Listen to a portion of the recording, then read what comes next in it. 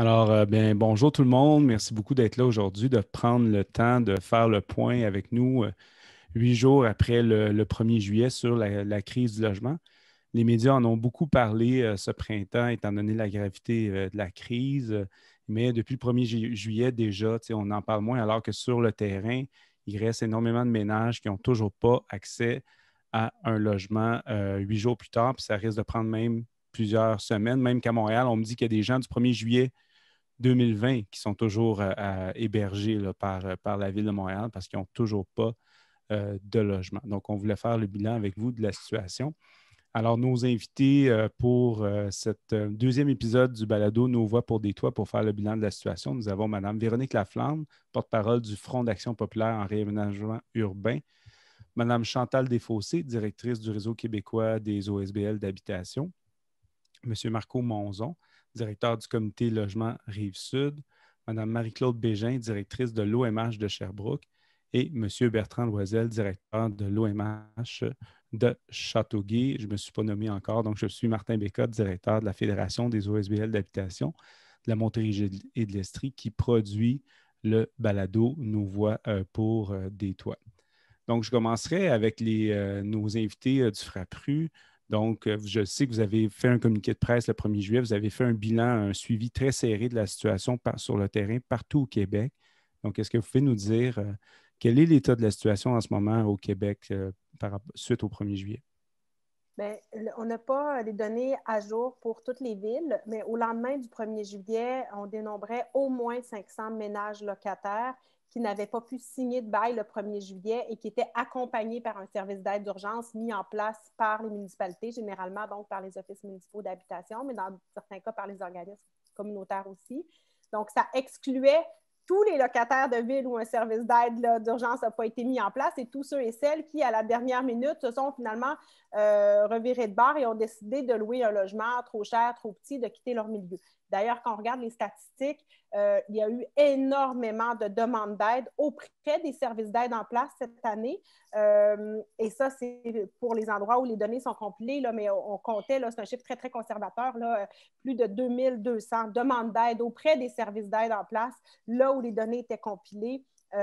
Au 1er juillet. Donc, on voit que des gens, beaucoup de locataires ont craint de ne pas trouver de logement et ont dû faire appel à l'aide. Donc, une partie de ces gens-là sont ces gens-là qui sont sans bail et qui sont accompagnés. Mais derrière ces ménages-là, il y en a d'autres là, qui sont actuellement, on peut le craindre dans des situations de très grande de précarité. Au moment où on se parle, donc une semaine après le 1er juillet, dans le cas de Montréal, on sait que les chiffres ont encore augmenté.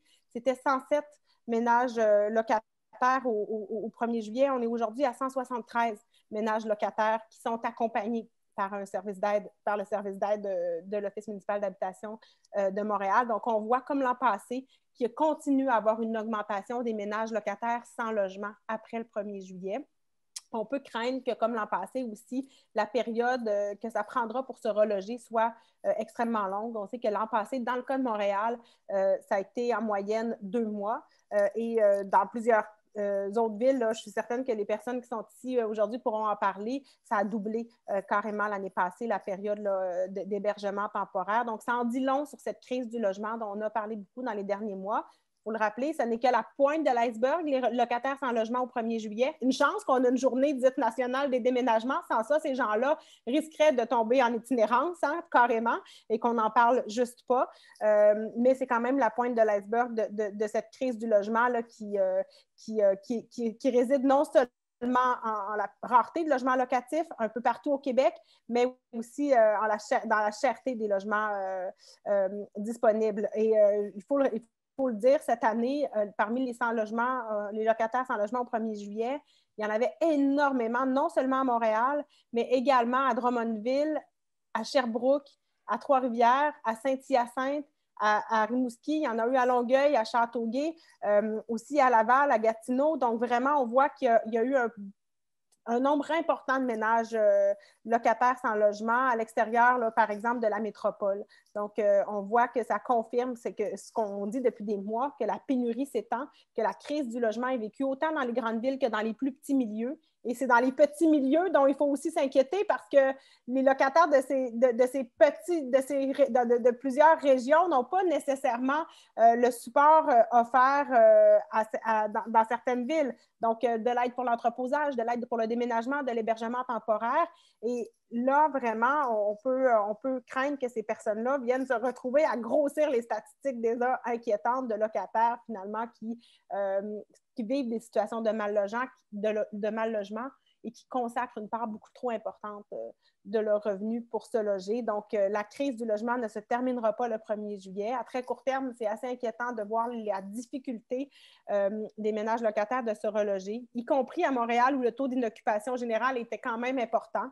Et ça traduit toute la déconnexion entre le marché privé, la logique du profit finalement et les besoins d'un grand nombre de ménages locataires, puisqu'on a des logements haut de gamme qui sont disponibles, des propriétaires qui ne baissent pas les prix et des ménages, des familles, des enfants qui sont carrément sans logement, qui doivent vivre dans des situations temporaires qui ne sont pas idéales au moment où on se parle.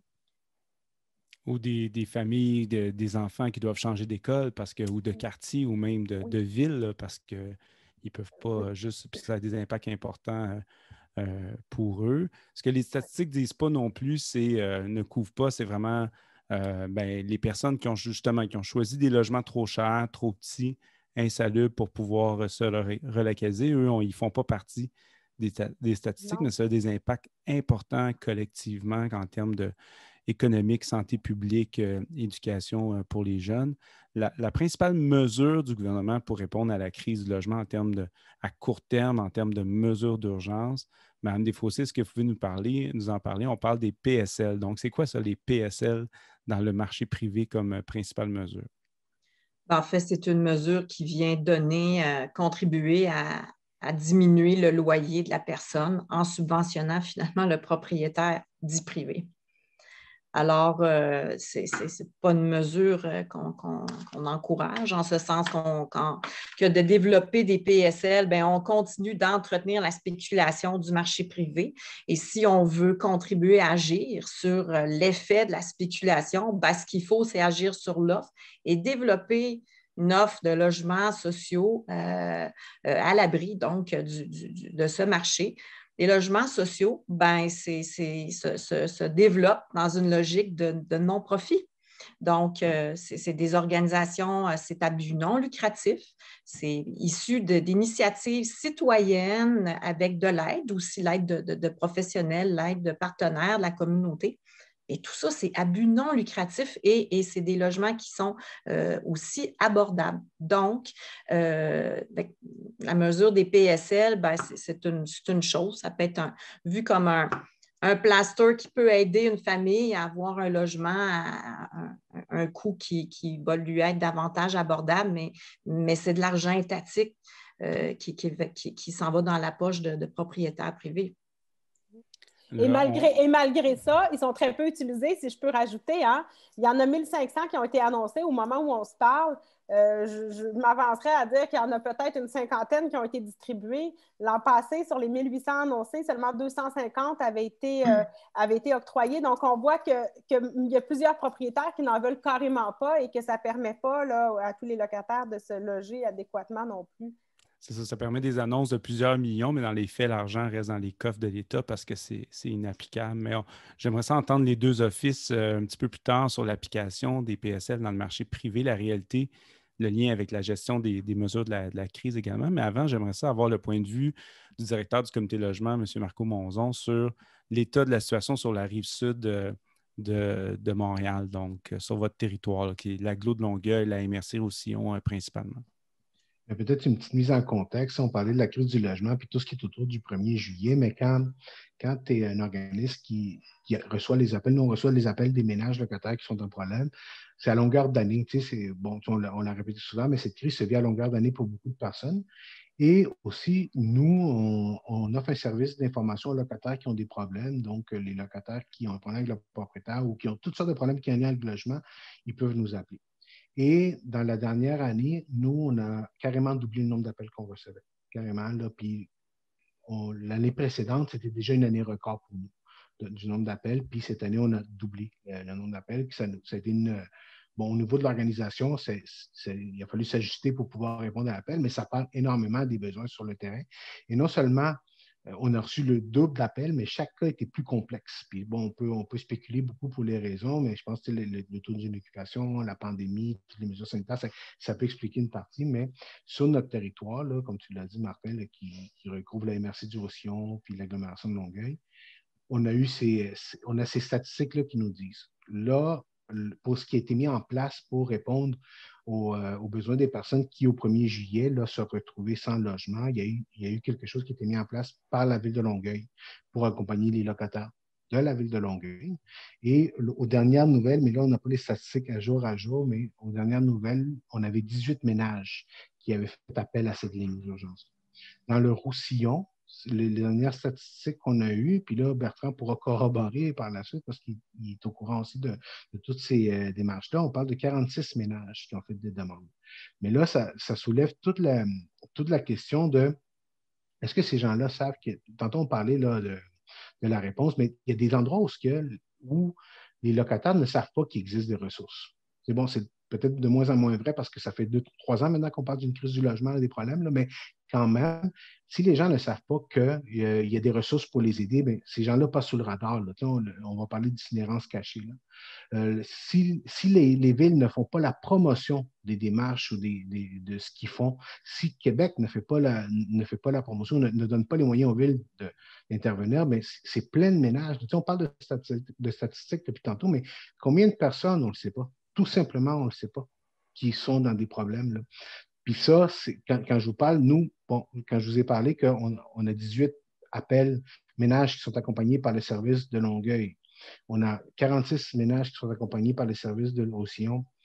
Puis nous, puis ça, c'est à peu près les chiffres qui ressemblent à ceux de l'année précédente. Mais nous, au comité logement, on a doublé le nombre d'appels. Ça me laisse croire qu'il y en a beaucoup qui n'ont pas fait appel à ces services-là. Donc, combien de personnes sont actuellement, là, au moment qu'on se parle, dans une situation de stress, qui vivent des drames, là, qui vivent carrément des drames là, parce qu'ils ne trouvent pas de place où se loger, puis ils rajoutent ça tous les problèmes qu'ils vivent, il y en a probablement beaucoup plus. Bon, heureusement, on a des groupes là, comme les gens qui sont autour de la table là, qui se sont organisés pour faire des pressions là, pour avoir ces réponses-là. Mais bon, il faut admettre là, que les réponses selon les régions sont très inégales. Très, très inégales. Puis ça dépend beaucoup de la volonté des villes. Nous, l'année passée, quand on a commencé à faire des demandes aux villes là, pour intervenir, certaines villes, ce qui nous répondaient, ce n'est pas de notre responsabilité. Carrément. Et puis, ils se réveillent une fois qu'on les appelle pour dire tu as un locataire à la rue, donc qu'est-ce que tu vas faire avec? Là, ils se réveillent un peu, mais il est trop tard. Là. Puis ça, nous, on l'a revu à Longueuil, là, par exemple, Saint-Lambert. Saint-Lambert, encore une fois, ils se réveillent en retard pour intervenir, puis ils ont des locataires qui ont des besoins, puis ils ne les desservent pas. Puis il y a d'autres secteurs. OK. Merci. Puis bon, c'est ça, je finirai.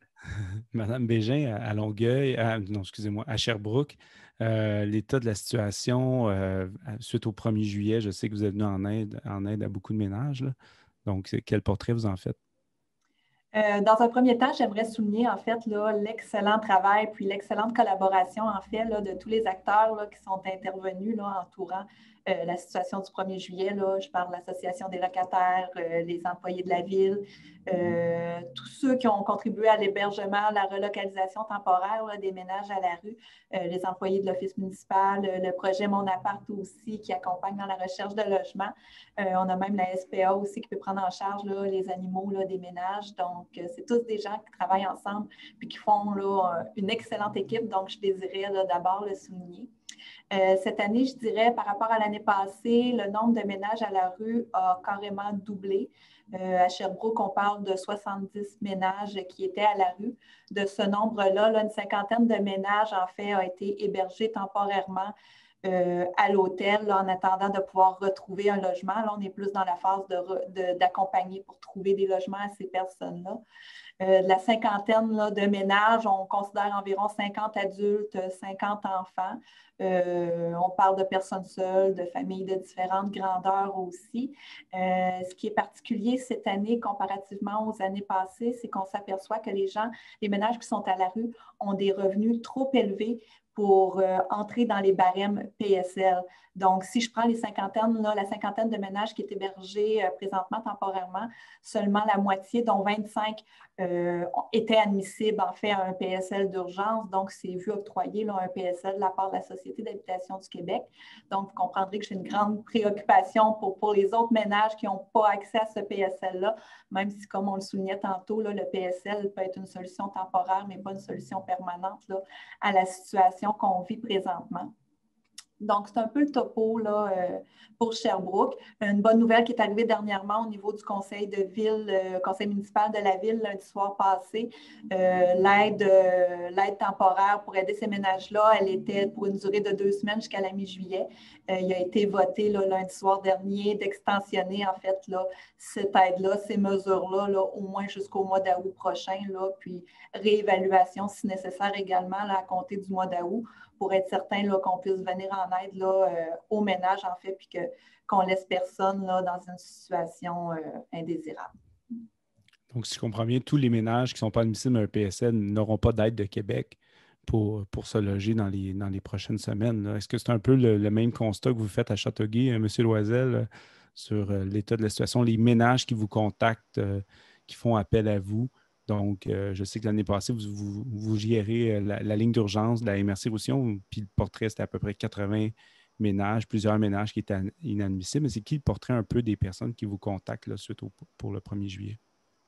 Bien, l'an passé, on a eu la moitié des gens, même un peu plus, n'étaient pas admissibles à nos critères HLM, PSL. Et pour moi, c'est un peu nouveau, puis c'est effectivement dramatique parce que c'est des gens qui ne se ramassent pas à la rue parce qu'ils ont assez d'argent pour payer un loyer de 1 000, 1 200, 1 400 $. Par contre, leurs conditions de vie changent radicalement d'un coup sans qu'elles aient perdu leur emploi ou qu'elles aient fait une gaffe d'achat puis ils ont des paiements trop gros. Là. Ils n'ont rien fait dans la vie. Là. Par contre, leur loyer augmente beaucoup et leurs conditions de vie changent. Alors moi, j'ai vraiment hâte d'avoir les données de Statistique Canada du sondage de mai 2021. Je ne sais pas si ça va paraître, mais des gens de la classe moyenne faible, mais pas démunis tant que ça, là, des gens qui vont passer de 25-30 à 30, 35, 40 % de leurs revenus consacrés à leur logement. Fait que c'est des gens qui, j'espère qu'ils sont pas mal logés parce qu'ils payent cher, fait que j'espère qu'il y a un beau logement, là, mais des gens qui, le reste de leurs dépenses, ils investissent pas dans l'économie, ils font pas rouler l'économie sur un point de vue très mercantile, mais je veux dire, leurs conditions de vie personnelles aussi ont radicalement diminué. Et nous, on les aide peu, ces gens-là.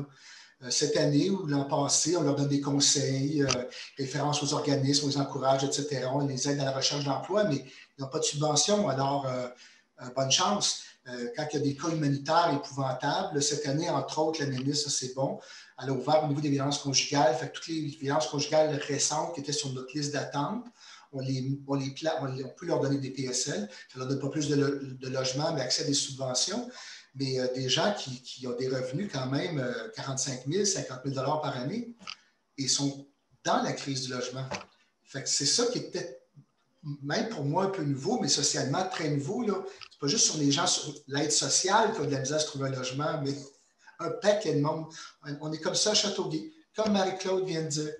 Il y a une autre caractéristique qu'on a eue l'année passée puis que je constate en ce moment aussi, c'est que c'est une majorité de femmes. Et quand les ménages qui appellent ont des enfants, c'est une majorité de femmes.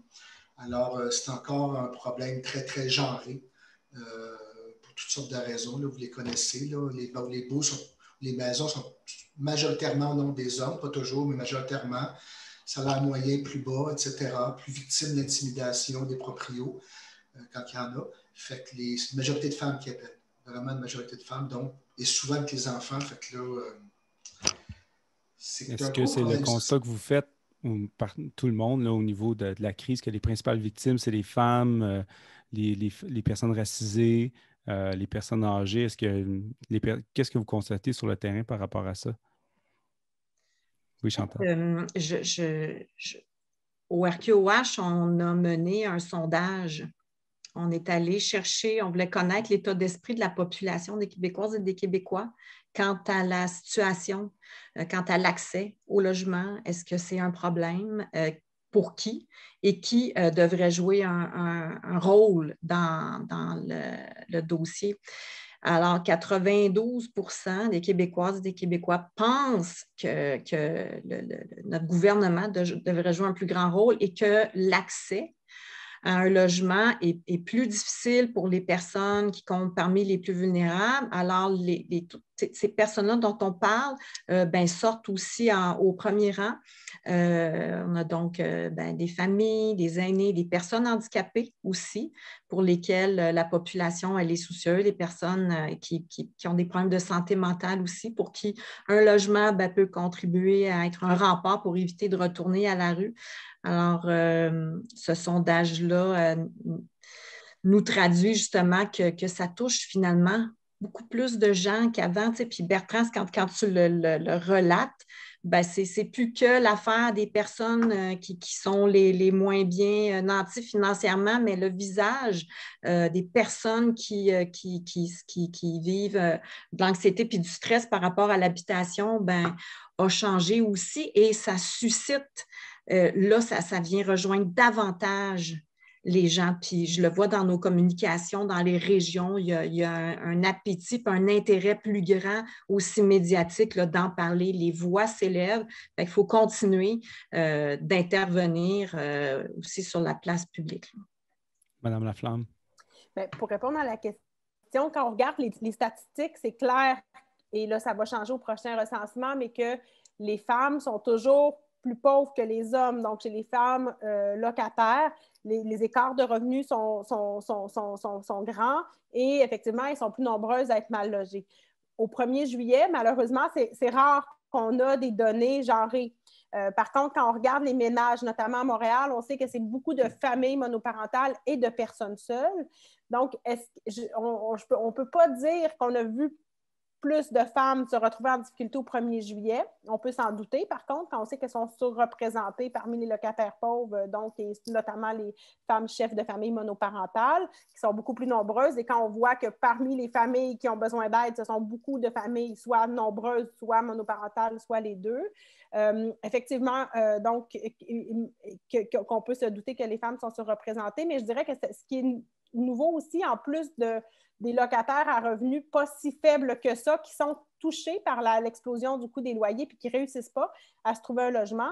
Il y a aussi le fait que, finalement, les stratagèmes utilisés actuellement par les propriétaires investisseurs, par les spéculateurs pour se débarrasser des locataires qui habitent des logements encore abordables, ça touche un peu tout le monde. Hein? Ça vise dans le tas. Et on voit beaucoup aussi de locataires, parmi les locataires qui habitent dans leur logement depuis longtemps, il y a aussi là, des hommes seuls. Donc, ce qui est particulier actuellement, entre autres à Montréal, mais aussi ailleurs, c'est le fait que parmi les gens qui sont les sans-logement du 1er juillet, il y a beaucoup de gens qui ont été forcés de quitter leur logement à cause de reprises de possession, souvent sous de faux motifs, à cause d'évictions frauduleuses et qui ne peuvent pas allonger les 400 $ de plus par mois que ça demande finalement de payer lorsqu'on finit par trouver un logement. Donc ça, c'est assez particulier. Et ça, c'est sans compter les locataires qui se font évincer pour non-paiement de loyer. Et avec l'explosion du coût des loyers, on peut se douter que ça va être un phénomène grandissant puisque les gens n'ont pas l'aide nécessaire, puisque le filet social en matière de logement, l'accès au logement social est insuffisant. Ces gens-là, les gens qui se retrouvent en difficulté, n'ont pas d'autre choix qu'aller vers un logement inadéquat. Et donc, plusieurs vont rebondir par des cas de non-paiement de loyer et vont être pénalisés par la suite, ne pourront pas avoir accès à l'aide d'urgence parce qu'il y auront des cas de non-paiement de loyer. Donc, on abandonne ces locataires-là. Et on n'a pas parlé beaucoup tout à l'heure, Martin, M. Bécotte, vous l'avez introduit. Il y a aussi les enjeux de surpeuplement, là, les impacts sur la santé physique et mentale. On espérait que l'intérêt nouveau envers la santé publique réussirait à sonner des cloches en matière de logement parce que l'impact du mal-logement est important en termes de santé physique et mentale. Puis là, tout le monde l'avait déploré durant le premier confinement, qu'autant de gens vivent dans des situations de surpeuplement avec le télétravail, les enfants à l'école, mais on continue d'accepter ça puis de pousser les gens vers ces situations de mal-logement. Tu parlais de santé publique, donc le rapport 2015 de la santé publique de Montréal parlait de 50 000 ménages qui se privaient de nourriture pour se loger, puis 30 des ménages qui avaient une particularité d'insalubrité. Donc, en termes de santé publique, c'est vraiment important. Monsieur Monzon, je vous cède la parole. Vous allez sûrement intervenir sur le profil des personnes qui font appel à nous dans la question de la crise. Oui, puis oui, effectivement, je pense depuis le début, depuis 2018, là, il y a le regroupement des Québécois, le regroupement des comités de logement et associations de locataires qui recensent ou qui font des rapports sur les pratiques discriminatoires des propriétaires juste à la recherche de logement, là, quand ils font les annonces, puis on le voit, là, on dirait que vu que le marché actuellement, il est tellement à l'avantage des propriétaires, que là, ils se permettent des choses incroyables, là, pas de famille, pas de personnes racisées, puis tu as des annonces qui sont faites vraiment dans ce sens, là, puis on a vu ces annonces-là dans les rapports qui ont été faits, puis ça paraît, puis l'autre chose que je voulais mentionner, c'est les personnes à mobilité réduite aussi, parce que quand on parle de taux d'inoccupation, de disponibilité des logements, mais qu'en plus tu rajoutes le fait qu'il faut que ce logement-là soit adapté, là, tu viens de descendre d'une coche, là, de plus aussi. Puis ça, c'est quelque chose que quand quelqu'un nous appelle, puis tu as mobilité réduite, bien, trouver un logement, puis heureusement, il y a du logement social, puis même au niveau du logement social, c'est pas partout que c'est adapté, là, donc, adapté ou adaptable. Donc, c'est ça, tu sais, oui, je pense qu'il y a beaucoup de personnes qui vivent une discrimination, double et triple discrimination actuellement, parce que la situation encourage les propriétaires malveillants. Avant qu'on passe aux solutions, j'aimerais entendre les deux représentants des offices. Là, la mesure préférée du gouvernement, c'est la question des PSL dans le marché privé. Parce qu'il n'y a pas d'augmentation de financement d'Axélogie. Cette année, Axélogie, on est exactement au même montant que 2018 en termes de budget annuel de dépenses du gouvernement pour construire des logements sociaux, alors que les dépenses du gouvernement ont augmenté de 37 milliards depuis 2018, mais on est encore à 280 millions en termes après deux baisses. On est remonté au même montant que 2018. Donc, en termes de PSL, comment va l'application du PSL dans le marché privé? Est-ce qu'il y a des propriétaires les utilisent, les acceptent? Est-ce qu'on a plein de locataires avec un PSL dans les mains mais qui ne trouvent pas de logement? Comment ça s'applique dans le concret? À Sherbrooke, je peux dire que c'est ça. Là, si je parle pour mes PSL d'urgence présentement, là, les 25 qui ont été octroyés là, pour la cinquantaine de ménages à la rue, on est toujours en fait en recherche de logement. Donc, on a 25 ménages qui ont les PSL, l'unité de subvention en main, si on veut, mais que le logement, on ne trouve pas de logement sur lequel on pourrait mettre la subvention. Donc, c'est sûr que ça reste problématique parce que la Société d'habitation du Québec a émis un certain assouplissement, a admis un coût de loyer admissible jusqu'à 150 là, du loyer pour Sherbrooke, du moins. Là, donc, les loyers admissibles peuvent aller jusqu'à 150 de ce qui était admissible auparavant dans le programme de supplément au loyer. Mais malgré ça, les ménages à la rue, on les accompagne puis on ne trouve pas de logement subventionné, malheureusement. Monsieur Loisel à Châteauguay. Ben, c'est difficile. On va être capable de le mesurer dans 1 an ou 2 parce que la SHQ vient effectivement de changer plusieurs données, là. On peut, entre autres, comme office, réserver d'avance des logements qui seraient libres sans avoir déjà désigné un locataire. Autrement dit, on peut comme signer un bail, c'est pas tout à fait ça, là, mais on peut prendre l'avance. Ça, c'est en vigueur jusqu'au 31 mars prochain. C'est vraiment des mesures qui n'ont jamais existé, là. La règle du 12 mois de rester dans la région n'est plus en vigueur non plus. Fait que ça permet plus aux gens de se promener d'une région à l'autre, même si je ne suis pas sûr que ça va être très utilisé parce que les gens ne veulent pas, ils ont beau pas avoir de logement, ils ne veulent pas quand même nécessairement déménager à 200 km de chez eux, là. Mais il y a plusieurs nouvelles mesures, dont l'histoire du 150 %, c'est vraiment énorme, là. Puis à court terme, ça serait de mentir que ça n'aide pas. Il y a des propriétaires encore, comme ils ont le choix, ils choisissent la facilité, donc ils ne prêtent pas nos PSL, etc. Mais quand même, ces mesures-là vont nous faciliter la tâche là, pour placer des gens. Fait que l'an dernier, on n'avait pas utilisé, là, Mme Laflamme en parlait tantôt, on n'a pas utilisé à la grandeur du Québec beaucoup des PSL qui avaient été émis. Cette année, on risque d'en utiliser plus, là. Moi, j'ai le même chiffre que Marie-Claude. On a suivi 25 familles à date. La moitié est placée à peu près avec des PSL, là, pour presque toute la gang. Puis l'autre batch n'est pas encore placé, mais a aussi des PSL. Fait que juste cette année, nous, on risque d'en utiliser 20, 25, peut-être même 30. Là. Le problème est ailleurs parce qu'il est au niveau financier, parce qu'il y a beaucoup de PSL avant qui pouvaient nous coûter 100, 200, 300 $ par mois parce que les revenus des gens ne sont pas toujours si bas que ça, puis les loyers n'étaient pas nécessairement si haut que ça. Donc, le différentiel dans la subvention n'était pas élevé. Mais là, s'il y a des logements des 4,5 à 1 400 $, puis les gens, leurs revenus sont de 15 000 $ par année, 25 % de leurs revenus, le différentiel avec le loyer, ça fait des PSL qui vont coûter vraiment, vraiment, vraiment très cher. Alors, à la question, comme directeur d'office, est-ce que les PSL aident cette année? Oui, plus que l'année passée, puis on risque d'en utiliser plus. Donc, on va plus aider des gens, même s'il n'y a pas beaucoup de logements et tout ça. Par contre, à long terme, est-ce que c'est une mesure qui est viable? Au-delà qu'on aime ou qu'on n'aime pas ça, là, juste en termes budgétaires, c'est quelque chose, là, c'est du jamais vu. Là. On n'a jamais fait ça, les offices, même si on existe depuis plus de 50 ans. Il y a des nouvelles règles qui existent depuis quelques jours, quelques semaines. Là. Fait que vraiment, on ne le sait pas. Surtout que dans les OSBL, on a un loyer médian souvent qui est à 85 % du loyer médian ou à 75 % même dans certains cas. Puis quand on construit un projet, on est autour du 95-100 % là, quand on réussit à livrer les projets, sauf les projets personnes âgées. Donc, il y a quand même une bonne différence en termes de soutien public. Alors, c'est quoi les solutions pour... Quand les médias nous interpellent, on a souvent peu de chance de parler des solutions parce qu'on nous interpelle sur demain, qu'est-ce qu'on fait pour loger les personnes. Mais là, aujourd'hui, on peut se le permettre. Donc, quelles sont les solutions pour mettre fin durablement à la crise du logement? Je vais commencer avec Mme Laflamme. Bien, je pense que là-dessus, on s'entend tout le monde que les mesures d'aide d'urgence sont effectivement un nécessaire pansement sur le bobo, mais que ce n'est pas ça la mesure structurante pour se sortir de la crise. Je pense que Bertrand vient de bien l'exprimer, surtout avec l'explosion du coût des loyers.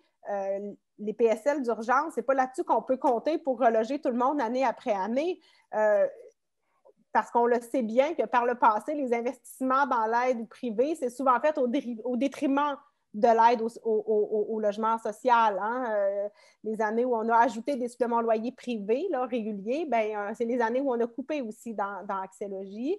Donc, on voit bien aussi les limites de cette aide d'urgence, même si elle est nécessaire. Donc, la situation actuelle illustre l'urgence de lancer un grand chantier, là, de construire, de développer des logements sociaux sous différentes formes, loyers modiques, OSBL, coopératives d'habitation.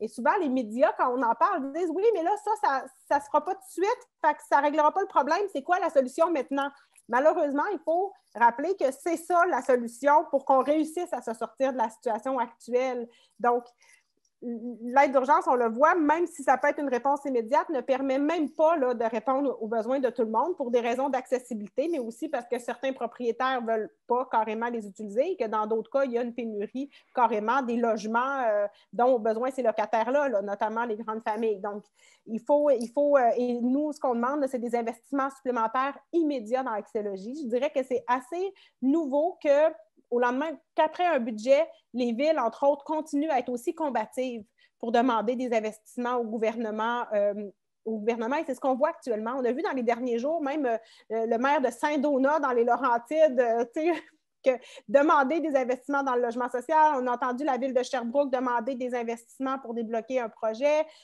Donc, pas Montréal également, Québec, mais il y a ces appels-là qui se multiplient et ça traduit l'urgence qu'il y ait des investissements maintenant parce qu'actuellement, le développement est bloqué. Carrément. Il y a des projets qui ne peuvent juste pas se réaliser tant qu'il n'y aura pas de nouvelles unités planifiées dans Axélogie. Donc, ça presse. Mais nous, on veut vraiment non seulement qu'on n'attende pas le prochain budget pour annoncer des investissements supplémentaires immédiats, mais qu'on annonce un grand chantier sur 5 ans pour réussir à se donner un horizon, qu'on planifie le développement, qu'on arrête d'attendre budget après budget pour savoir si oui ou non il y aura des nouvelles unités. Ça n'a pas de bon sens, ce n'est pas viable. Mais il faut aussi le dire, il faudra que ce grand chantier aussi s'attarde à l'acquisition de logements locatifs, pas juste à la construction. La construction, c'est une réponse dans une pénurie comme celle où on vit actuellement. C'est aussi une solution pour permettre de construire des grands logements, mais il faut aussi protéger, sortir de la spéculation les logements encore abordables sur lesquels sont en train de mettre la main des spéculateurs actuellement et ça contribue à l'effritement du parc de logements encore abordable. Cet effritement-là, il contribue à la crise. Les logements qui étaient encore abordables, que les gens payaient un prix correct, sont en train de disparaître, entre autres avec les stratagèmes dont on a parlé plus tôt. Donc, ça presse de protéger ces logements-là et c'est pour ça qu'il faudrait un volet clair dans le programme Accès Logis d'acquisition pour accélérer là, la protection de ces logements encore abordables et les sortir du marché privé. Il faut aussi rapidement là, agir contre les évictions parce qu'on voit le lien entre évictions frauduleuses et problème du 1er juillet et après. Donc, et appauvrissement des ménages locataires, notamment les plus pauvres, mais aussi ceux de la classe moyenne qui, après s'être fait évincer, ne peuvent pas s'appauvrissent en devant payer beaucoup plus cher pour se loger. Donc, ça presse. La ministre a beaucoup parlé de ça dans les dernières semaines en mentionnant un comité là, depuis le mois de décembre qui est question d'un comité interministériel, mais il n'y a toujours pas de changement au Code civil. Il n'y a toujours pas de dommages punitifs imposés aux locataires, aux propriétaires, en fait, qui agissent de façon malveillante. Et ça presse parce que là, il y a des récidivistes, on le sait, donc ça presse. Enfin, il faut agir aussi pour contrôler le prix des loyers, c'est bien évident, parce que là, si on n'agit pas pour contrôler le prix des loyers, le problème va aller en grandissant et on voit que c'est en train de s'étendre. C'est plus juste un enjeu juste à Montréal. Et dans des villes comme Sherbrooke, comme Trois-Rivières, comme Rimouski, où les loyers étaient encore abordables, ces loyers-là sont en train d'augmenter à la vitesse grand V sous la pression de la pénurie de logements, sous la pression du jeu de l'offre et de la demande. On laisse aller comme ça le marché privé et là, on voit que ça ne peut pas marcher, qu'il faut agir là, ça fait longtemps qu'on le dit, mais là, maintenant plus que jamais, si on n'agit pas pour contrôler, pour rendre obligatoire les estimations moyennes du tribunal administratif, si on n'agit pas non plus pour protéger, dans le fond, se protéger des hausses abusives au changement de locataire, le problème va juste aller en grandissant, puis on voit là, que ce n'est pas viable. Mme Desfossés, dans quelques entrevues que la ministre a fait ou dans des commentaires, on sent qu'il semble avoir une ouverture pour le renouvellement d'Accès Logis vers une possibilité pour les promoteurs privés de développer des projets Accès Logis. Est-ce que vous pouvez nous exprimer c'est quoi l'avantage, le désavantage versus le faire via une coopérative, un OSBL d'habitation ou un office municipal d'habitation? Bien, en fait, puis je l'entendais encore dans une rencontre toute récente, là, il semble que ce sera le cas. OK? Elle veut ouvrir l'Accès Logis au privé. On ne sait pas de commenter les avantages et inconvénients, ça peut être plus difficile parce qu'on ne sait pas justement par quel bout, qu'en sera-t-il réellement. Mais à la base, il faut développer un parc de logement social à but non lucratif à l'abri du marché privé. Donc, quelle que soit l'espèce d'ouverture qui apparaîtra au marché privé, n'augure pas bien. Alors, faut regarder comment on va se mobiliser pour y aller d'une stratégie qui sera probablement plus percutante pour influencer la nouvelle mouture Accès Logis 2.0. Mais on peut penser que c'est quand même relativement avancé, malheureusement, là, dans le contexte. Puis, peut-être ajouter, Véronique a fait un portrait quand même assez complet, mais en chiffres aussi, quand la CAQ dit on a fait des investissements sans précédent, notre gouvernement, on a investi 700 quelques millions, mais il faut savoir que la CAQ avait promis de réaliser 15 000 unités qui étaient déjà en attente, donc en campagne électorale. Mais quand on regarde ce que ça donne, ça, dans les faits, il y a 3 225 unités qui ont été construites, puis il y en a 3 473 au stade de l'engagement définitif. Fait qu'on est à peu près à moitié chemin de l'engagement qu'avait pris la CAQ en campagne électorale, toutes choses étant égales. 1. 2, les nouveaux crédits annoncés, puis on parle de 500 unités, mais c'est sur 5 ans. Tu sais. Quand Véronique, tu dis il faut qu'il y ait un plan fort pendant 5 ans qu'on donne un coup de barre, ce n'est pas avec les 500 nouvelles unités annoncées sur les prochaines années qu'on va y arriver. Donc, encore là, il faut que la CAQ investisse de façon beaucoup plus importante des sommes pour répondre à son engagement de réaliser réellement les 15 000 unités. Puis ce qu'on demande, c'est qu'ils ajoutent au moins une programmation à coût d'au moins 5 000 unités par année. Puis encore là, c'est la pointe de l'iceberg d'une certaine manière parce qu'on sait qu'au Québec, là, il y a 457 000 ménages qui vivent dans un logement inabordable. Puis ça, on l'entend, là, il y a plusieurs exemples de situations, il y a des réalités, c'est par dizaines, par centaines de personnes qui se retrouvent à la rue là, les 1er juillet, c'est chronique.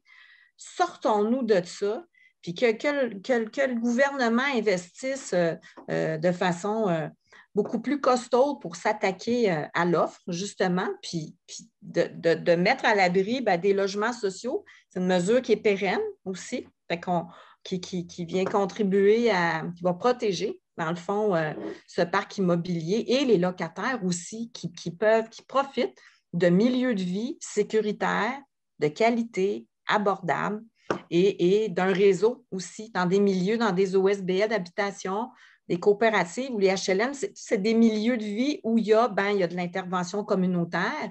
On peut aider les personnes aînées à se maintenir à domicile aussi.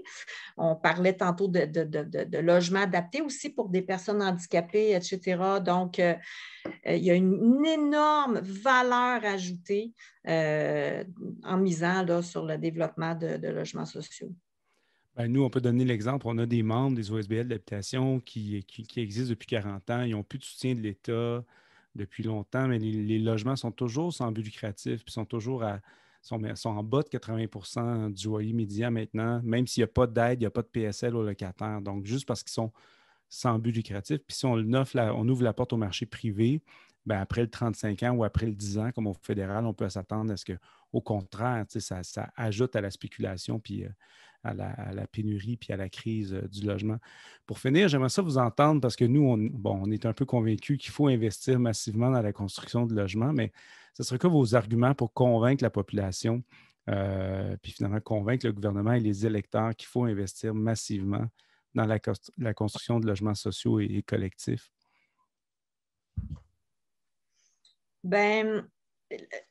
La SHQ a fait une étude qui dit qu'un dollar investi au titre de subvention pour bâtir des logements sociaux, en injectait 2,3 dans l'économie. Donc, si on y va, si on attaque la question violente de l'économie, il y a un argument de poids de ce côté-là.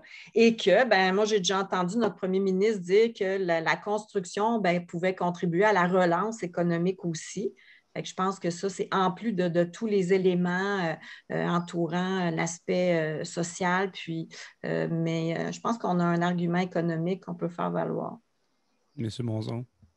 Mais peut-être quelque chose un peu plus spécifique, puis j'espère que je vais bien m'exprimer, mais au niveau des résidences pour aînés, par exemple, mon expérience a toujours été que lorsque tu approches les gens qui pourraient avoir accès à une résidence pour aînés, puis que tu leur parles que ce soit en logement, dans une formule de logement social, que ça se fasse, les gens ont toujours une réaction, c'est pas pour moi, c'est pas pour moi, c'est pas pour moi. Toutefois, lorsque on réfléchit un petit peu plus loin, les gens commencent à faire leurs calculs, ils se rendent compte que pour les résidences privées, à but lucratif, là, ils ne pourront pas être là pendant des décennies, en tout cas, ils ne pourront pas être là très longtemps. Puis, dès qu'on se rend compte qu'il y a un moment donné où tes économies de vie ne te permettront pas nécessairement d'aller dans ces résidences-là, où c'est la famille qui va venir pallier à tes manques. C'est un peu plus spécifique comme argument, mais c'est quelque chose que moi, j'ai vu quand on en parle du logement social, c'est que quand, à la retraite, une fois que tu as fini ta vie professionnelle, mais si tu vas dans une résidence qui est privée à but lucratif, mais c'est pour donner tes économies de vie à une personne. Ce n'est pas pour la famille que ça va rester. Il y a beaucoup de personnes qui sont dans cette situation-là. Je pense que c'est un argument de pas pour la population. Pensez au logement social. Le logement social, la propriété collective devait être une alternative tout aussi intéressante que le propriétaire de sa propre maison. C'est une façon de garder l'argent dans ses poches puis de le léguer à ses enfants plus tard au lieu que de le donner aux grands propriétaires déjà millionnaires et des fois milliardaires. Mais c'est une fuite de capitaux importante là, parce que ce n'est pas toujours des entreprises québécoises ou canadiennes qui sont propriétaires de ce parc de logements-là, mais il y a aussi un financement étatique important à ces projets-là également qui vient avec. Donc, ce serait plus payant collectivement de soutenir le développement d'habitations sans but lucratif, pas nécessairement abordables au départ. Ils deviennent abordables avec le temps parce qu'on n'a pas un objectif de spéculation, on a un objectif de remplir nos frais, mais déjà là, ça viendrait répondre à une partie des besoins de la population, mais au moins, ça serait dans un objectif d'économie sociale qui est une force au Québec. Monsieur Loisel, vous avez ouvert votre micro, vous avez de la... Non, je l'ai ouvert par hasard. Mais si la question que tu l'as posée, c'est qu'est-ce qu'on peut faire pour convaincre la population? Ben, on a un défi collectif, là, malgré qu'il y a des organismes ici qui font depuis des décennies des représentations pour mousser l'importance du logement. Je veux dire, collectivement, comme société, on est un des endroits en Occident où il y a le moins de logements sociaux. Le parc de logements est le plus privé quand on se compare à tous les pays de l'Occident, puis il y a des études là-dessus. Fait que c'est pas une histoire de gouvernement en place, là, PQ, PLQ, fédéral, provincial, etc. Je veux dire, ça fait 25 ans que le fédéral a cessé le programme des HLM. C'est assez dramatique, je crois. On parle souvent des fonctions régaliennes de l'État, là, santé, éducation, les infrastructures, et on a collectivement mis de côté la question du logement, de l'importance d'avoir un toit digne de ce nom. On rencontre les maires de la MRC qui vont nous dire oui, le logement, mais il n'y a pas juste ça. Regardez les autres points à l'ordre du jour, relance de l'économie locale, commerce de proximité, immigration, rétention de la main-d'œuvre, recrutement de la main-d'œuvre. On leur dit parce que tous ces points-là, à votre ordre du jour, c'est en lien avec le logement. Pas juste le logement social, mais d'avoir accès à du logement de qualité, abordable, etc. Le logement est une partie d'une réponse à une tonne de problèmes. On peut augmenter le salaire minimum de 2, 3, 4 piastres de l'heure, je suis pour. Et si les gens, dans le logement, doublent de prix là, en 2, 3 ans, on peut-tu doubler le salaire minimum, tu sais? Par contre, le coût du logement, on vient de dire, de doubler, le coût du logement, ça va dans quelques poches. C'est anti-économique qu'on consacre plus d'argent à le logement parce que c'est concentré dans quelques mains économiques. Quand si les gens ont 100 pièces de plus dans leur poche, ils vont l'investir dans plein de petits commerces locaux. Au niveau social, économique, santé, etc., on a encore des croûtes à manger pour convaincre la population, les élus, de l'importance structurelle du logement. Fait que oui, il faut se mettre encore à la tâche. Je regrette beaucoup la crise du logement depuis 2 ans, mais au moins servons-nous-en pour augmenter notre publicité envers tous les gouvernements sur l'importance du logement. Et comme par hasard, les élections municipales, fédérales dans quelques mois, puis dans un an provincial. Alors, revendiquons-les. Madame Laflamme. Bien, Bertrand vient de m'enlever les mots de la bouche. Il y a un contexte avec la crise du logement, mais effectivement, avec les élections qui s'en viennent, les gens qui nous écoutent, ça va être important d'interpeller. On sait que les partis au niveau provincial travaillent maintenant sur leur plateforme.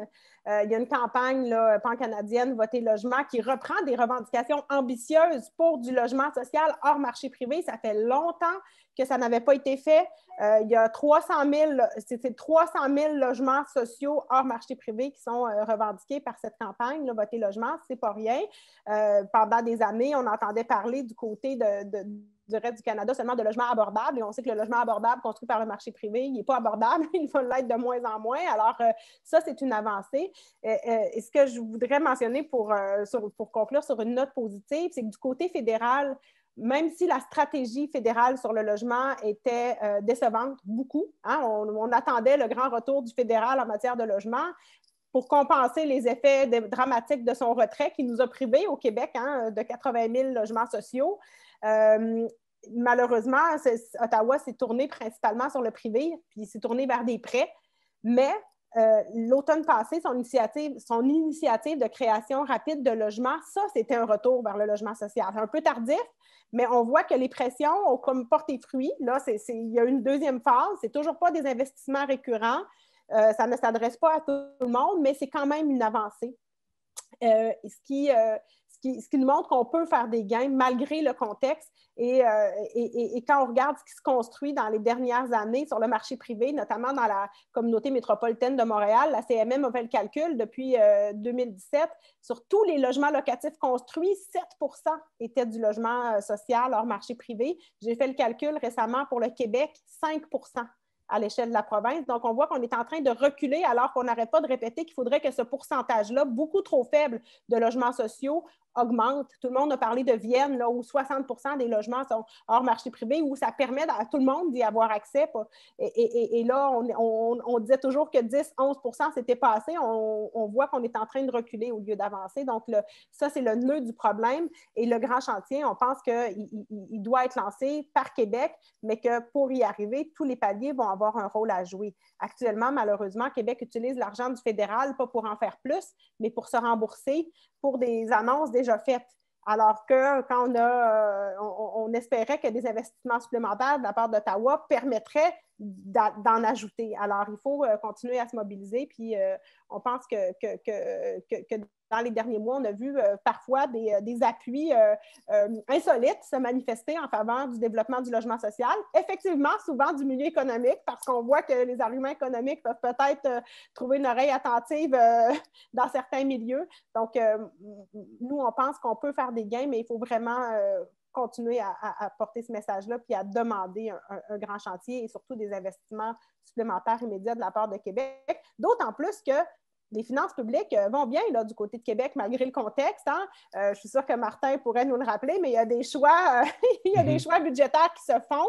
On choisit de se priver de moyens importants au lieu d'investir dans notamment le logement social. Alors, il faudra aussi, là, dans les prochaines semaines, déconstruire ça. Les finances publiques ne sont pas en péril et on continue à se priver, notamment en n'allant pas chercher de l'argent qui bénéficie propriétaires, notamment autour de la taxe sur le capital, on se prive de moyens. Alors, c'est vraiment une question de choix, une question de volonté politique d'investir dans le logement social.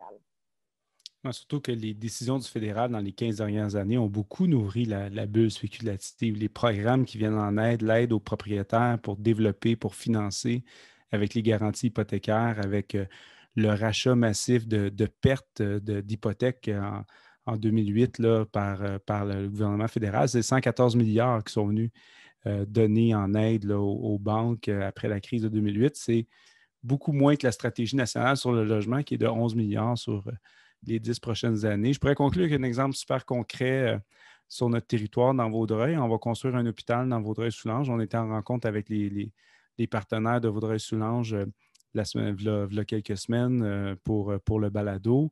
Et puis, il n'y a aucun projet de développement en ce moment de logement social et abordable, mais on va construire un hôpital de 400 lits. Mais même les élus de là-bas, ils nous disent, nous, on est un marché de deuxième acheteur puis de troisième acheteur de maisons. Donc, la pénurie de main-d'œuvre de l'hôpital est annoncée. On sait que cet hôpital-là ne pourra pas avoir de cuisiniers, de préposés, de personnes à la conciergerie parce qu'il n'y a aucun projet de développement de logement abordable et social dans ce territoire-là en ce moment. Alors, je ne sais pas si vous avez quelque chose à ajouter pour conclure notre échange. Mais peut-être, Martin, rapidement pour conclure, on parlait des solutions, mais il y a quand même des solutions à moyen très court terme. Là. Ce serait le fun que Québec n'attende pas la veille du 1er juillet pour annoncer des mesures. Pour que les villes rapidement mettent des mesures en place, travaillent en collaborant avec les OMH, travaillent avec les organismes sur le terrain, là, parce que nous, c'est ça qui est arrivé dans les dernières années. On essaie de convaincre les villes qu'il y a une crise du logement parce que Québec ne la reconnaît pas. Mais si Québec la reconnaît rapidement, s'ils mettent de l'argent de l'avant, on peut mettre des mesures tout de suite. On peut rapidement mettre des mesures pour aider les locataires parce que la crise n'est pas terminée. Puis le prochain 1er juillet il sera ce qu'il sera. Merci beaucoup tout le monde de votre temps, de votre collaboration. Je sais que les dernières semaines ont été éprouvantes pour tous. Donc, on va sûrement se recroiser cet automne dans différents échanges. Donc, un immense merci pour votre participation.